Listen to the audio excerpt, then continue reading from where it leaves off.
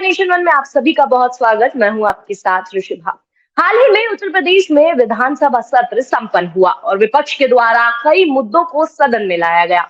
इसी दौरान सदन में काफी हंगामा भी देखने को मिला और उसके तुरंत बाद कलकत्ता में सपा का राष्ट्रीय अधिवेशन हुआ, जिसमें सपा के तमाम बड़े नेता शामिल हुए।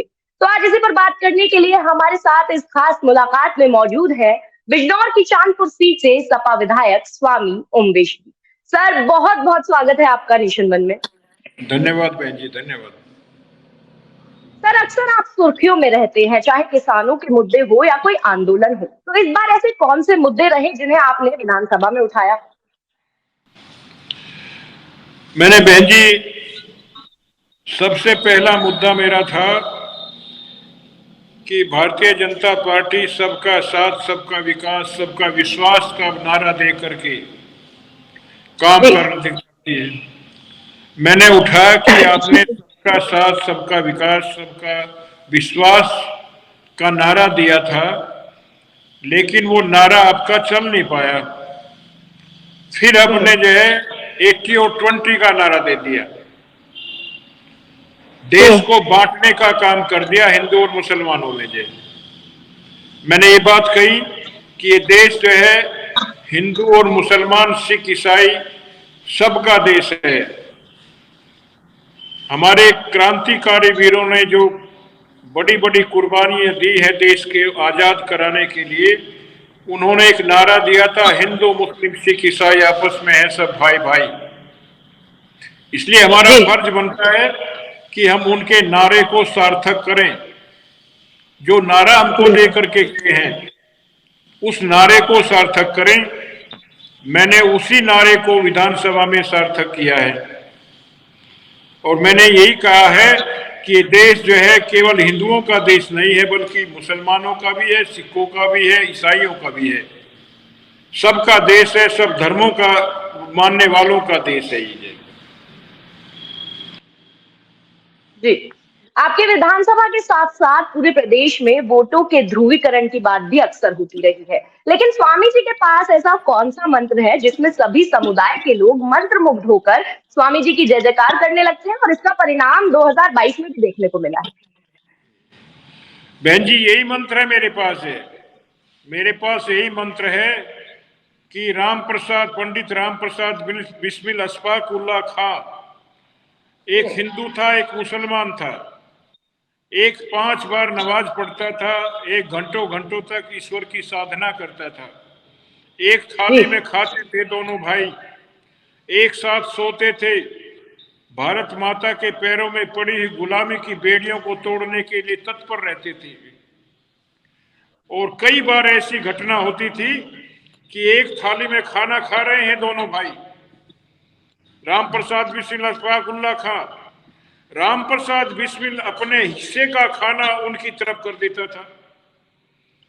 जब वो इस बात को देखते थे, अशफाक उल्लाह खां गुस्से में आ जाते थे और कहते थे कि बिस्मिल, अपना खाना मुझे क्यों दे रहे हो?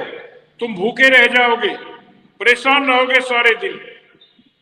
इस बात को सुनकर के बिस्मिल कहता था कि अशफाक, आप जो है भारत माता के पैरों में पड़ी हुई गुलामी की बेड़ियों को तोड़ने के लिए ज्यादा मेहनत करते हो, आपके अंदर ज्यादा जज्बात हैं, इसलिए आपको ज्यादा खाने की जरूरत है, इसलिए मैं अपना खाना आपको दे देता हूं।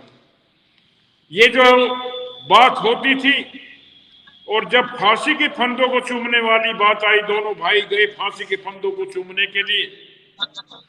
उस टाइम देश के नौजवानों को एक संदेश दिया था, ऐ मेरे देश के नौजवानों, हम जो है थोड़ी सी देर में जो है भगवान को प्यारे हो जाएंगे, अल्लाह को प्यारे हो जाएंगे फांसी के फंदों को चूम करके। आप हमारे से बहुत प्यार करते हो, आप बहुत परेशान होंगे, रोओगे भी आप हमारे शहीद होने के बाद में, लेकिन हम आपको एक संदेश देकर जाना चाहते हैं मेरे देश के नौजवानों, कि जब जब भी आप हमें श्रद्धांजलि सभा करके जो है श्रद्धांजलि दिया करोगे, उस समय एक नारा जरूर लगा देना, हिंदू मुस्लिम सिख ईसाई आपस में है सब भाई भाई। अगर ये नारा लगा दिया करोगे तो निश्चित रूप से हम मानेंगे आज भी आप हमारे से उतना ही प्यार करते हो जितना हम जिंदा रहने पर किया करते थे। ये नारा दे करके गए हैं मेरे क्रांतिकारी वीर शहीद जो है, हम उस नारे को सार्थक कर रहे हैं बहन जी। और इसी बात को लेकर के समाजवादी पार्टी चल रही है। समाजवादी पार्टी सबको इकट्ठा करके 36 बिरादरी को इकट्ठा करके आगे बढ़ना चाहती है। हमारे नेता अखिलेश यादव भी 36 बिरादरी के लोगों के नेता हैं। 100 नंबर की गाड़ी चलाकर 102, 108 नंबर की एम्बुलेंस चला करके उन्होंने सिद्ध कर दिया कि मैं 36 बिरादरी का नेता हूं, क्योंकि 100 नंबर, 108 नंबर, 102 नंबर सभी जातियों के काम आने वाली एम्बुलेंस है। अपनी मानसिकता का पता कर दिया हमारे नेता अखिलेश यादव ने। अखिलेश यादव ऐसे नेता हैं, इस धरती पर जो है मेरे विचार से ऐसा नेता पैदा नहीं होगा। इसलिए मैं हिंदू मुस्लिम सिख ईसाई का नारा देकर के चुनाव लड़ा था बहन जी। मेरे चुनाव में शराब नहीं पिलाई गई है। शराब की बोतल फोड़ दो, स्वामी ओमेश को वोट दो, ये नारा था मेरा। इन्हीं नारों पर मैं चुनाव लड़ा। और हम चाहते हैं कि निश्चित रूप से हम जो है देश को अगर सही रास्ते पर लाना चाहते हैं, उनके संकल्पों को, उनके आदर्शों पर चलना चाहते हैं क्रांतिकारियों के, तो निश्चित रूप से हमें जो है हिंदू मुस्लिम सिख ईसाई का नारा देना पड़ेगा जी। मैं कहा करता हूं, दिए प्यार के जलाने चला हूं, दिए प्यार के जलाने चला हूं, मैं दीवारें नफरत की गिराने चला हूं। सभी धर्म के फूल हैं इस चमन के, सभी धर्म के फूल हैं इस चमन के, यही बात सबको बताने चला हूं, यही बात सबको बताने चला हूं। इसलिए मुसलमान करता है।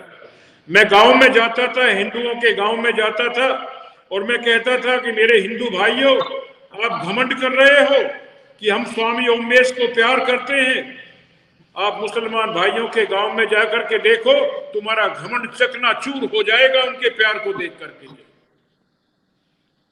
मैं कहता हूं, नया प्यार का मैं चमन चाहता हूं, नया प्यार का मैं चमन चाहता हूं, मैं जमजम गंगा का मिलन चाहता हूं। रहे साथ मिलकर हिंदू और मुसलमान, भगवान से पूजा में मैं बस यही मांगता हूं, भगवान से पूजा में बस यही मांगता हूं। बहुत खूब स्वामी जी। स्वामी जी, जब चुनाव होते हैं तो सभी नेताओं द्वारा बड़े बड़े वादे किए जाते हैं। रोजगार की अगर बात की जाए तो आप इसके लिए कितने प्रयासरत हैं और अपने क्षेत्रों में आपके क्या क्या रोजगार के संसाधन हैं? जी बहन जी, कोशिश कर रहे हैं हम जो अभी जो है जो फैक्ट्रियां लग रही हैं, मेरे क्षेत्र में एक फैक्ट्री लगी है, उसमें हमने बहुत सारे लड़कों को रखवाया जी। चिप्स की फैक्ट्री लगी है, बहुत सारे लोगों को रखवाया हमने। और भी जो है जैसे मिलों में जहां भी हमारा बस चलता है, हम अपने नौजवानों को जो नौकरी लायक है उनको हम जो है नौकरी दिलाने का काम करते हैं। विकास के मेरे क्षेत्र में 70 से ज्यादा सड़कें बन रही हैं, 70 से ज्यादा सड़कें बन रही हैं। और मैंने उसमें विधानसभा में कहा था कि पैजनिया और फीना सड़क जो है बनाई जाए। मैंने कहा था चांदपुर में स्टेडियम बनाया जाए, चांदपुर में लड़कियों का डिग्री कॉलेज बनाया जाए, हॉस्पिटल बनाया जाए, बास्टा में हॉस्पिटल बनाया जाए, स्टेडियम बनाया जाए। बास्टा, चांदपुर से बास्टा तक जो है 4 लाइन सड़क का निर्माण कराया जाए। तो हमारी जो पैजनिया की सड़क हो गई है, फीना की सड़क हो गई है, और ये भी बास्ता वाली सड़क भी मैंने अभी बात की थी जिला योजना की मीटिंग में, वहां पर बास्ता की सड़क भी हमारी जल्दी होने वाली है, जो मेन सड़क है। तो हम लगे हुए हैं पूरी तरह से, अपने क्षेत्र में विकास करने के लिए लगे हुए हैं, हर समस्या से जूझते हम जी बिल्कुल। कानपुर में आपने ईद के मौके पर पुष्प वर्षा करने की बात कही है जिलाधिकारी से, तो क्या इसकी अनुमति मिल गई है? अनुमति अभी नहीं मिली है, ईद के मौके पर करेंगे। हमने लेटर दे दिया है जिलाधिकारी के यहाँ पर। हमने पहले भी जो गंगा स्नान का मेला था, जो श्रद्धालु लोग वहां पर आए थे गंगा स्नान करने के लिए, लाखों की संख्या में डेरे लगा करके रहते हैं कई कई दिन तक। मैंने वहां भी सबके ऊपर पुष्प वर्षा करके उनका अभिनंदन किया है, उनका स्वागत किया है। जी और उसी टाइम मैंने घोषणा की थी कि ईद के मौके पर भी हमने मुसलमान भाई जो ईदगाह पर जो नमाज पढ़ने जाएंगे, हम उनके अभिनंदन में, स्वागत में फूल वर्षा करेंगे। उसी बात को लेकर के हमने जिलाधिकारी महोदय को पत्र दे दिया है, उसकी हमें स्वीकृति मिलेगी और फिर जो हम निश्चित रूप से फूल पुष्प वर्षा करके मुसलमान मौके पर हम जो है उनका सत्कार करेंगे, सम्मान करेंगे, अभिनंदन और वंदन करेंगे। इससे मुसलमान भाई मेरे से बहुत प्यार करता है, बहुत ज्यादा। जब मैं निर्दलीय चुनाव लड़ा था, मुसलमान भाइयों ने चुनाव लड़ाया था मेरा, जय मुसलमान भाइयों ने चुनाव लड़ाया था, क्योंकि हमने महर्षि दयानंद के पद चिन्हों पर चल करके राजनीति की है। जाति बिरादरी की राजनीति नहीं की मैंने जो है मस्जिद और मंदिर की राजनीति नहीं की, कब्रिस्तान और शमशान की राजनीति नहीं की, बल्कि इंसानियत की राजनीति की है। जब भी किसी भी व्यक्ति के ऊपर किसी भी जाति का रहा हो जुल्म अत्याचार ढाया है, तो स्वामी उमेश उसके लिए ढाल बन करके खड़ा हो जाता है। इसलिए मुसलमान भाई मेरे से प्यार करते हैं, 36 बिरादरी के लोग प्यार करते हैं। आप देखो जो आपने देखी होगी लिस्ट है, स्वामी उमेश को सभी बूथों पर वोट मिला है, सभी बूथों पर। जी स्वामी जी, निगम चुनाव नजदीक है और एक विधायक होने के नाते आपकी भी जिम्मेदारी जो है वो काफी बढ़ जाती है। तो निगम में होने वाले आपसी दहेज को कैसे कंट्रोल किया जाएगा? और क्योंकि पार्टी सिंबल पर कई लोग दावेदारी भी कर रहे हैं, तो कैसे मैनेज करेंगे? निकाय चुनाव में बहन जी जो आदेश है हमारे नेता अखिलेश यादव जी का होगा, हम तो उसका पालन करेंगे। हमारे से पूछेंगे, सुझाव मांगेंगे, सुझाव दे देंगे, बाकी जो भी उनका आदेश होगा उसका पालन करेंगे हम। जी हमारे नेता किसानों की फसल जी जी बोलिए बोलिए।